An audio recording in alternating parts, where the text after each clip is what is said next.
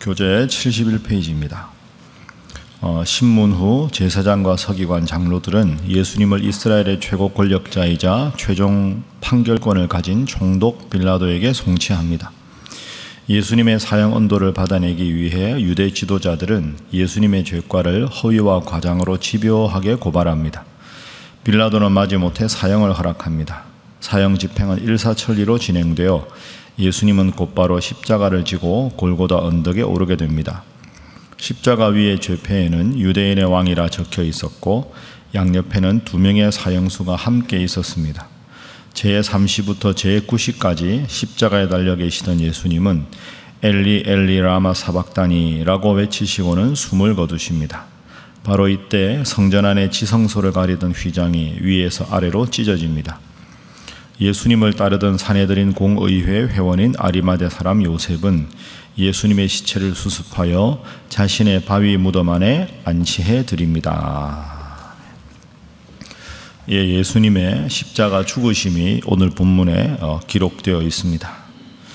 먼저 빌라도와 신문을 하시고 또 무리들이 예수님을 십자가에 못 박으라고 외치고 빌라도가 예수님을 내어주고 예수님 십자가에 못 박히시고 아리마대 사람 요셉의 무덤에 안치되시는 그런 장면까지 나옵니다. 자, 오늘 본문의 첫 번째 기도 제목은 때로는 침묵의 지혜를 허락하소서 하는 것입니다. 때로는 침묵의 지혜를 허락하소서. 자, 오늘 본문 말씀에 우리 3절, 4절 보겠습니다. 먼저 2절에 보면 빌라도가 등장합니다. 내가 유대인의 왕이냐? 내 말이 옳도다. 자, 3절, 4절, 5절, 3절을 함께 읽습니다. 시작. 대제사장들이 여러 가지로 고발하는지라 빌라도가 물어 이르되 아무 대답도 없느냐? 그들이 얼마나 많은 것으로 너를 고발하는가 보라 하되 예수께서 다시 아무 말씀으로도 대답하지 아니하시니 빌라도가 놀랍게 여기더라. 아멘. 자, 빌라도가 생사 여탈권을 가진 사람입니다. 그래 빌라도 총독이 지금 신문을 하는 거죠. 이스라엘이 당시에 로마의 지배를 받고 있었기 때문에 다른 일반적인 모든 것은 산헤드린 공의회라고 종교 지도자들이 결정을 할 수 있지만 사람을 사형으로 판결하는 권한만은 식민지를 로마 황제를 대신해서 다스리는 총독이 결정할 수 있습니다. 그러니까 빌라도 총독에게 지금 데려온 거죠. 그러니까 사실은 오늘 이 본문을 인간적인 눈으로 보면 예수님은 지금 빌라도 앞에 서 있는 것이 상당히 의미가 있습니다. 빌라도가 예수님 말씀을 듣고 죽이지 말아라 하면 안 죽이는 거고 죽이라 그러면 죽이는 겁니다. 그러니까 신앙적 관점이 아니라 인간적인 관점에서만 보면 생사 여탈권이 빌라도에게 있는 겁니다. 예수님께 빌라도가 묻습니다. 내가 너를 죽일 수도 있고 살릴 수도 있다.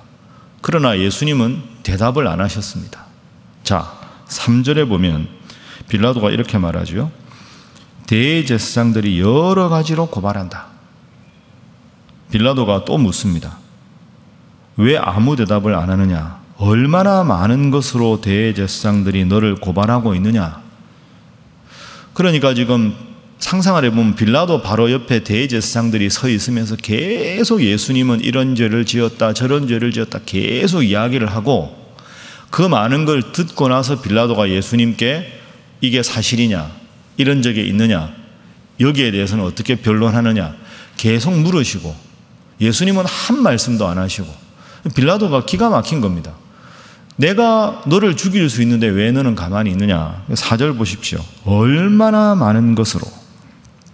5절에 예수님은 아무 말씀으로도. 이게 대비가 되는 거죠. 많은 말로 예수님을 죽이려고 하고 예수님은 아무 말씀도 하지 않으시고 왜 이러셨을까요?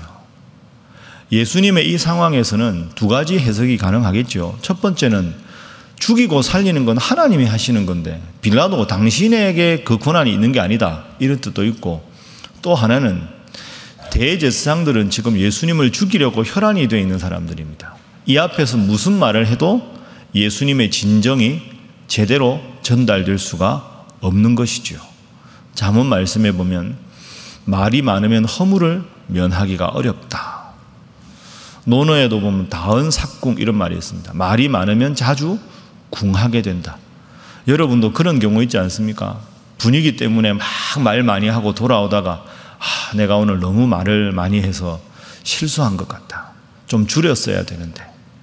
그런 경우도 있고, 때로는 침묵이 더 큰 위력을 발휘하는데 괜히 내 입장 변론한다고 하다가 사이만 더 나빠지는 경우도 있고, 오늘 본문에는 하나님의 뜻이 죽음으로 결정되어 있는데 너희 앞에서 내가 내 입장을 말하는 것은 아무런 의미가 없다. 귀를 열고 마음을 열고 진리를 들으려고 수용할 마음의 자세가 되어 있지 않은 빌라도와 종교 지도자들 앞에 예수님 말씀은 아무런 의미가 없는 거지요. 자, 여러분, 이게 오늘 우리에게도 주시는 중요한 교훈이 있습니다. 때로는 내가 답답하고 때로는 내 입장을 더 많이 말하고 싶지만 하나님께서 알아주시는 것만으로 충분하고 침묵이 말씀보다 더 큰 위력을 발휘할 때가 있습니다. 경우에 합당한 말은 아로새기는 은쟁반의 금사관이라. 꼭 필요한 말씀은 하시되, 그러나 말이 많아 허물을 명키 어려움을 기억하시고, 또 무엇보다 하나님께서 내 마음을 아시면 다른 사람들이 내 마음 다 알아주지 않는 것으로 마음이 불편할 필요도 없고 분개할 필요도 없고, 하나님께서 모든 시시비비를 가려줄 때까지 때로는 묵묵히 기도하시고 하나님의 때를 기다리는 그런 성숙한 태도를 가지시는 여러분 되시기를 주님 이름으로 부탁합니다.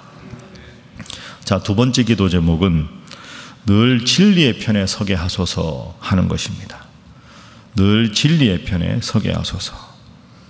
자, 6절부터 이제 단락이 바뀝니다. 명절이 되면 백성들이 요구하는 대로 죄수한 사람을 내어주는 전례가 있습니다.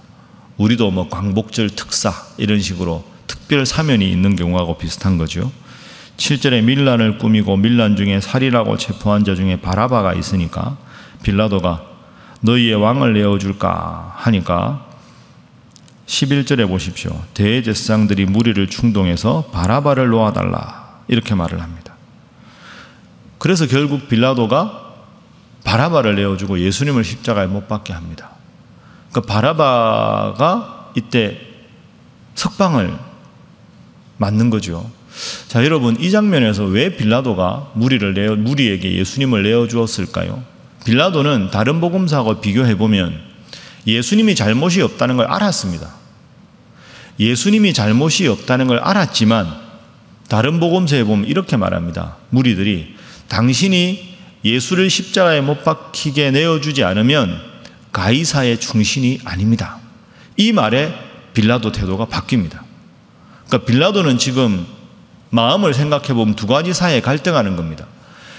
생사 여탈권을 가진 로마의 총독 입장에서는 예수를 죽일 이유가 없다는 것이 양심적인 판단이고, 정치적으로 자기가 총독 역할을 잘 수행해서 승승장구하려면 유대 종교 지도자들하고 사이가 좋아야 되는데 종교 지도자들은 예수님을 십자가에 못 박게 내어달라고 하고, 이 둘 사이에 지금 갈등하는 거죠. 근데 빌라도의 선택은 어떻습니까? 나의 재판관으로서 양심을 접고 무리들을 위해서 내 앞으로 방해 승진하는데 예수가 방해가 되면 안 된다고 죽게 내어주는 거죠. 그러니까 진리의 편, 양심의 편이 아니라 부하뇌동하는 편에 선 것이 빌라도의 잘못입니다. 사도신경 외울 때마다 본디오 빌라도에게 고난을 받으사 십자가에 못 박혀 죽으시고, 빌라도가 내가 무슨 잘못이 있나? 심각한 잘못을 했죠. 예수님은 죄가 없으신데 자신의 이익을 위해서 죄 없는 예수님을 십자가에 못 박게 한 것이 인간적으로 바라보면 큰 틀에서는 하나님의 뜻에 순종한 것이지만 분명히 잘못한 것이지요. 진리의 편에 서는 일은 때로 고독한 길입니다.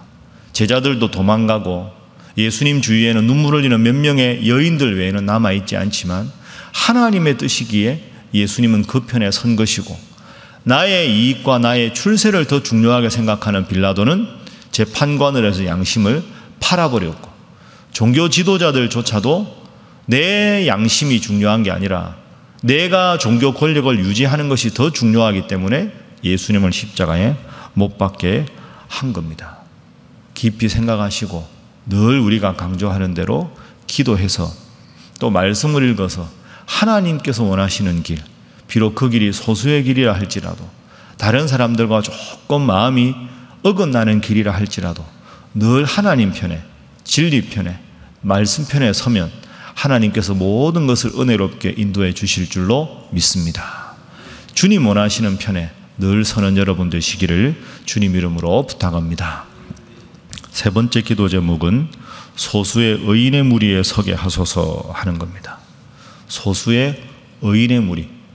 진리의 편은 좀 더 적극적인 거라면 오늘 본문에 보면 그 대세는 빌라도와 지도자들이지만 그러나 소수의 의인들이 있습니다. 예를 들어 39절 한번 보십시오.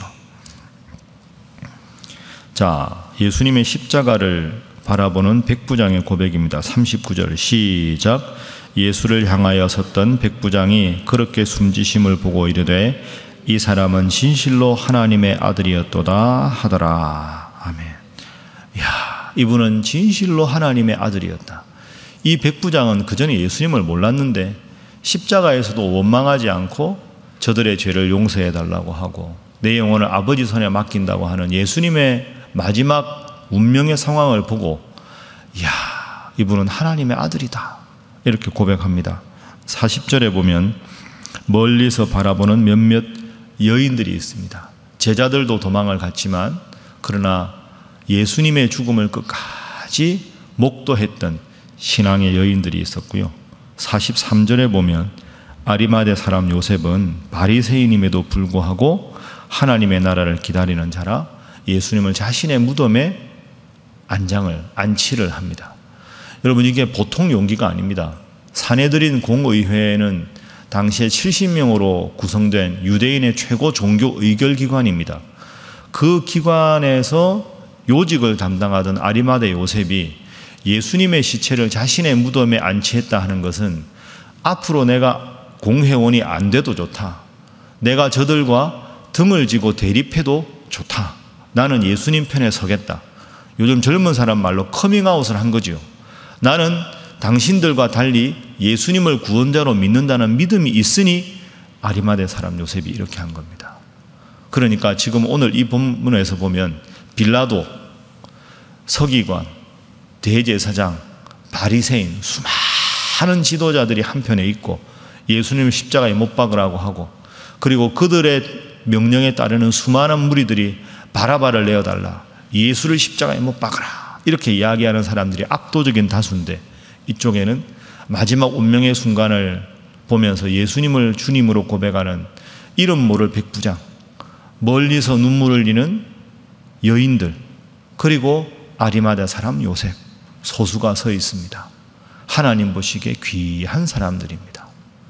여러분 꼭 기억하시고 시대의 물결이 아무리 죄악된 길로 가고 다수가 잘못된 길로 가도 진리의 편에 서시고 늘 주님을 사랑하는 마음으로 다른 사람의 신앙의 모습이 내 삶의 기준이 아니라 늘 말씀이 기준이 되고 또 하나님이 기준이 되고 하나님의 뜻을 깨닫기 위해서 말씀과 기도로 늘 무장하셔서 진리의 편에 서시고 의인의 편에 서셔서 하나님 앞에 크게 복받는 하나님이 책임져 주시는 인생 다 되시기를 주님 이름으로 축복합니다. 기도하겠습니다. 주님, 때로는 주님의 뜻을 조용히 묻고 주님께 모든 것을 맡길 수 있는 기도와 침묵을 저에게 허락하여 주옵소서.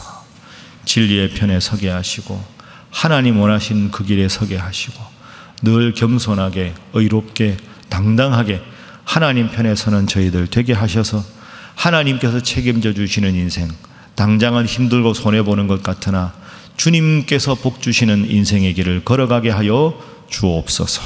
위에서 기도하시고 금요 오순절 집회를 위해서 또 방학했지만 우리 모든 교구와 구역 식구들을 위해서 몸져 누워 신음하는 우리 병든 분들을 위해서 그리고 계속되는 청소년부 수련회를 위해서 또 경색된 한일 관계를 주께서 지혜로 함께하여 주옵소서.